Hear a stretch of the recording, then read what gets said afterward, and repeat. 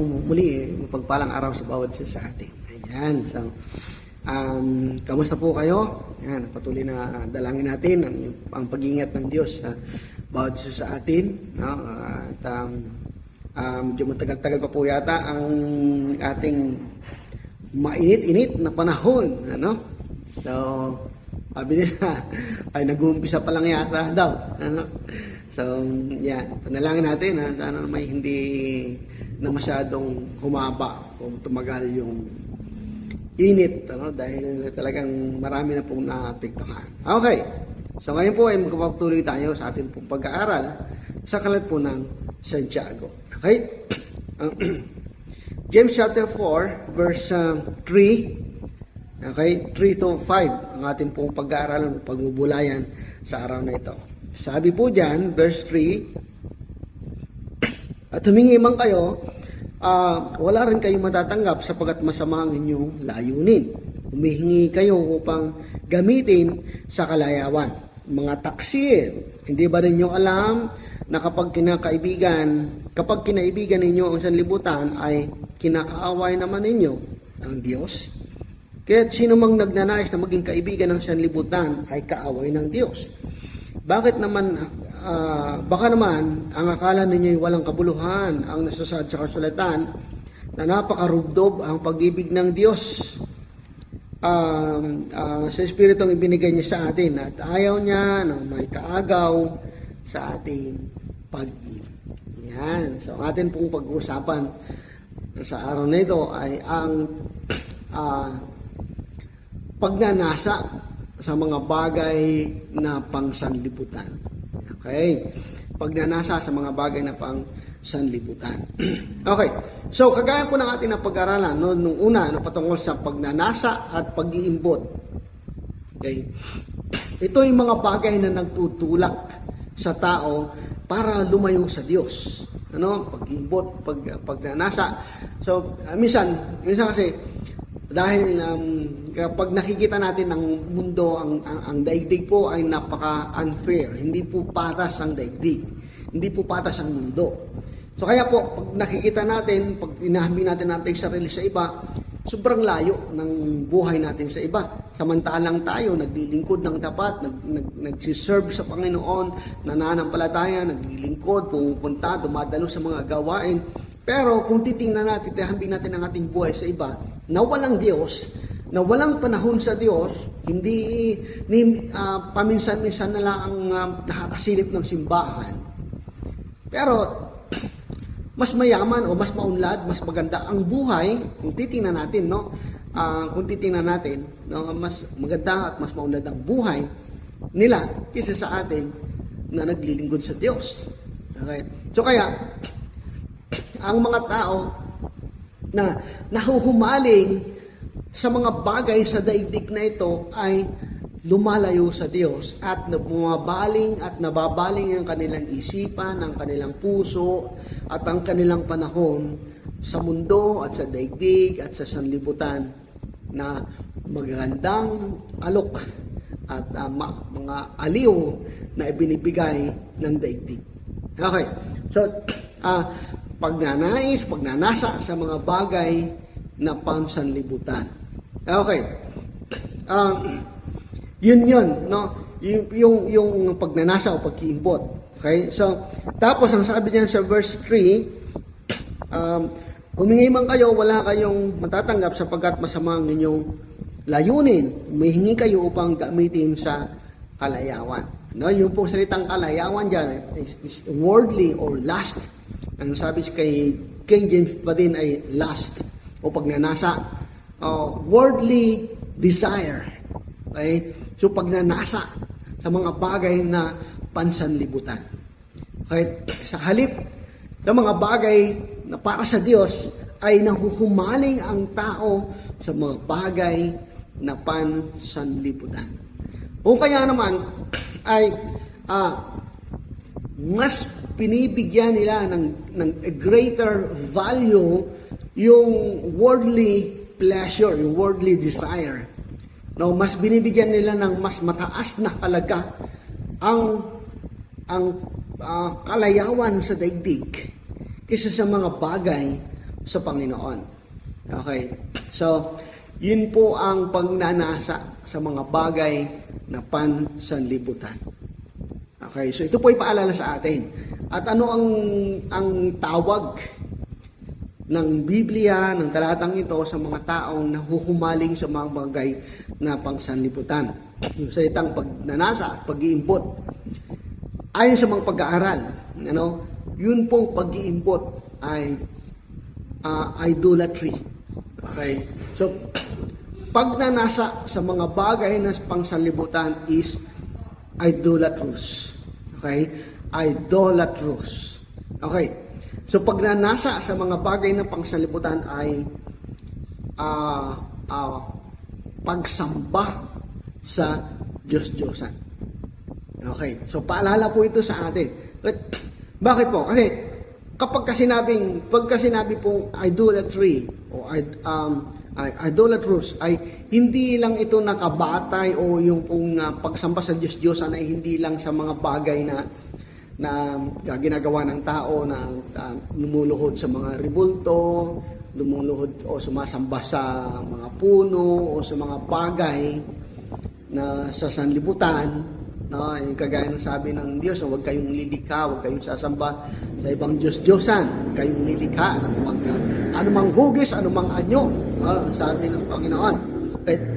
Pero, yung pong salitang idolatry ay ginagamit din ito doon sa mga bagay na mas pinahahalagahan mo kaysa sa Diyos. O yung mas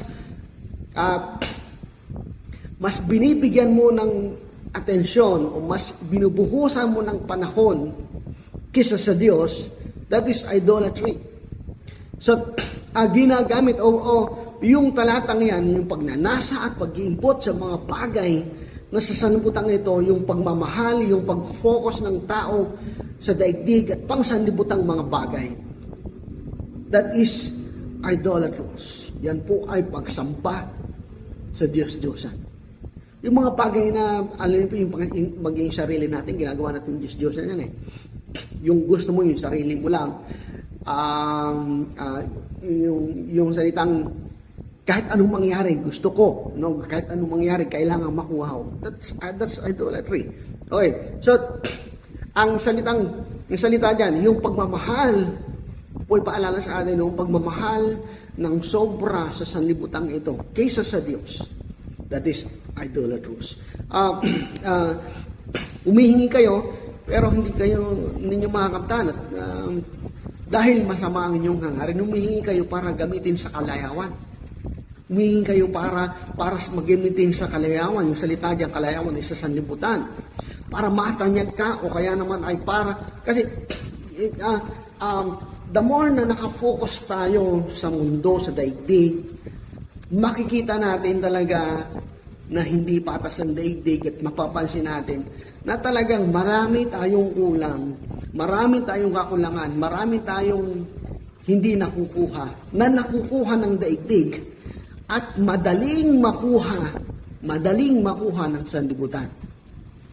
Pero, paalala po sa atin, kapag ang tao ay masyado nang nakafocus sa mga bagay sa daigdig, masyado nang nakafocus sa mga bagay sa sanlibutan ito, dinodiyos mo na ang sanlibutan. Dinodiyos mo na ang mga bagay sa sanlibutan. Pera, pwedeng maging Diyos ng tao yan. Right? So, gagawa ka ng mga bagay, minsan kakalimutan mo na ang Diyos, kakalimutan mo na ang simbahan, kakalimutan mo na ang pamilya, kakalimutan mo na ang kaibigan, sisirain mo lang ang iyong relasyon sa iba, magkaroon ka lang ng pera, makuha mo lang o makamit mo lang ang mga bagay na gusto mo. That's idolatry. Okay? Kasi, pinapalit mo na ang Diyos sa mga bagay sa daigdig na ito.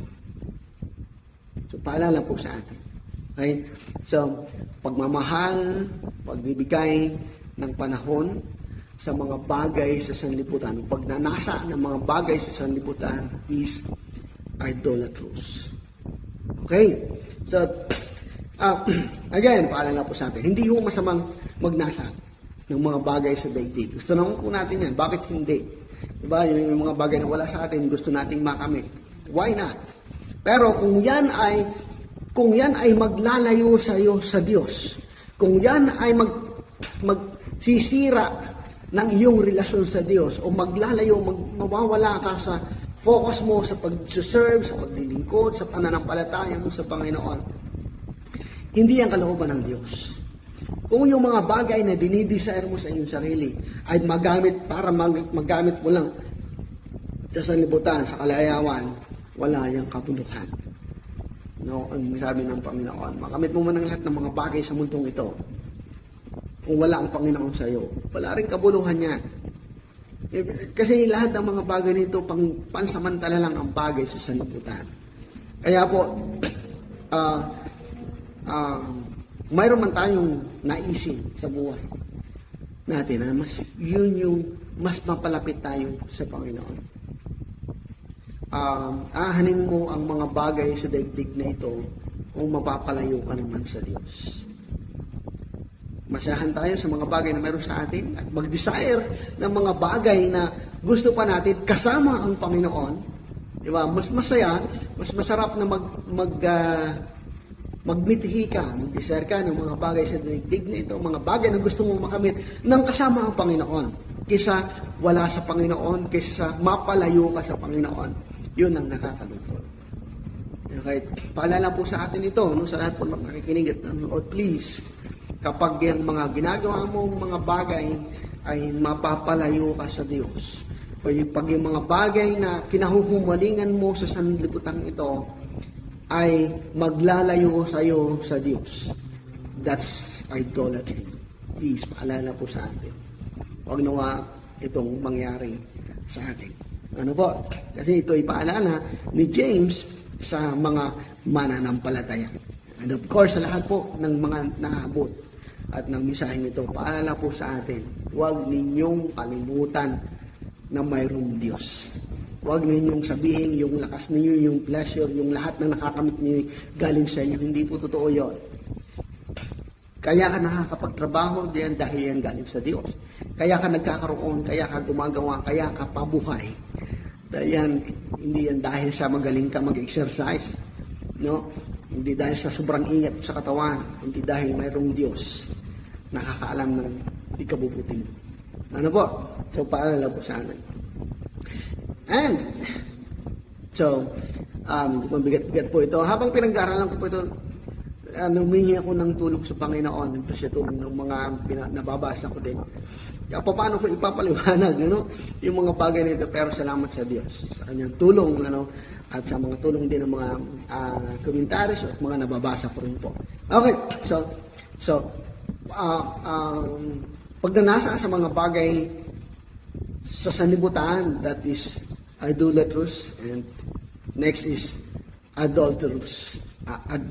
Adulterous. Yan, no?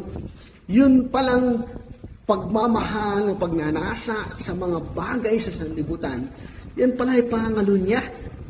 Yun pala ay pagtataksil. Sabi diyan sa verse 4, mga taksil, bigat no? Bigat, no?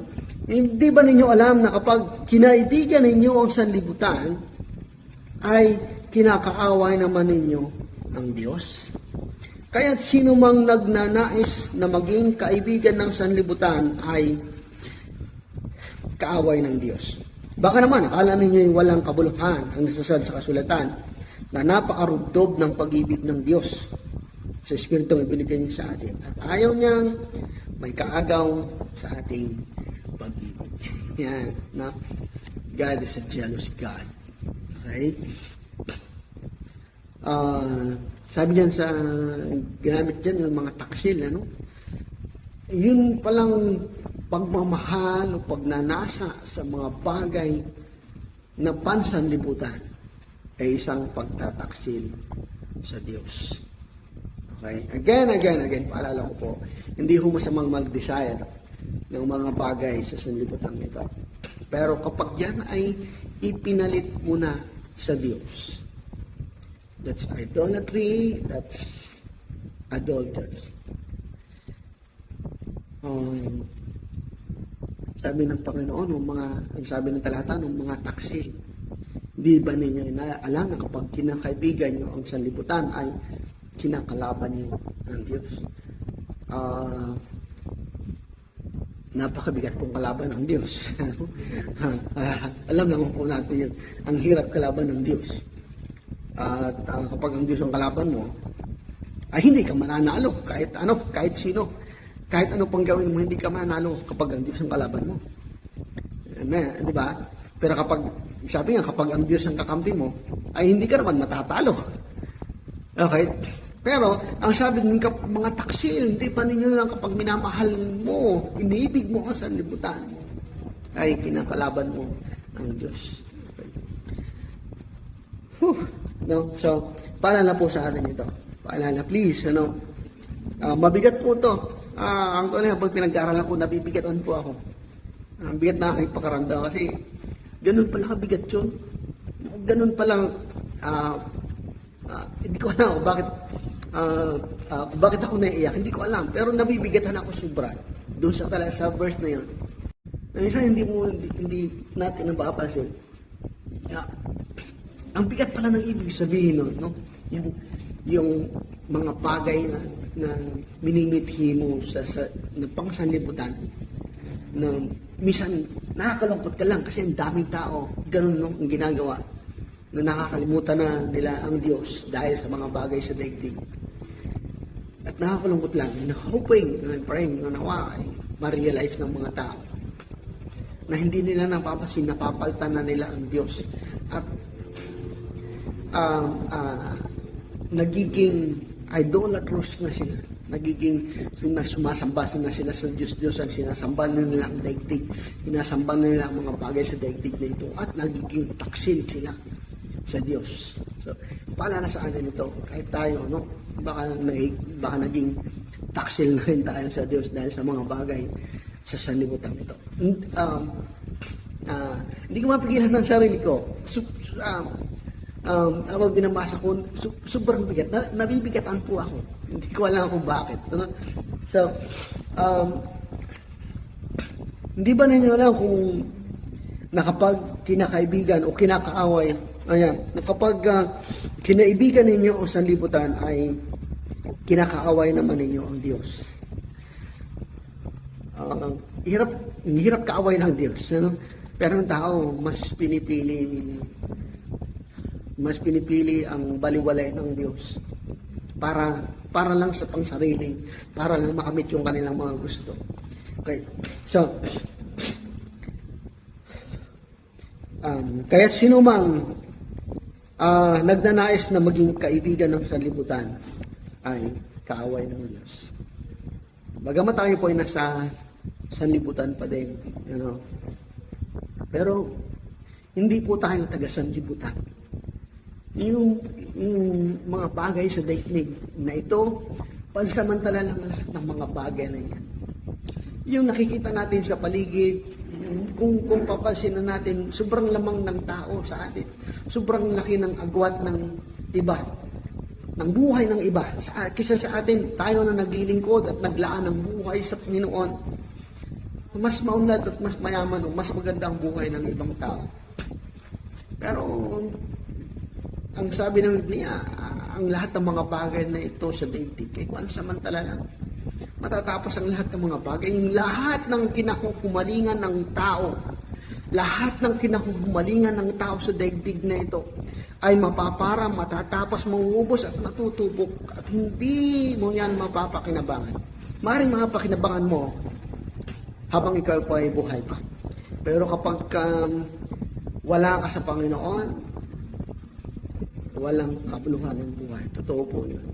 Sinisigurado ko po yun. Yun ang sabi ng Biblia.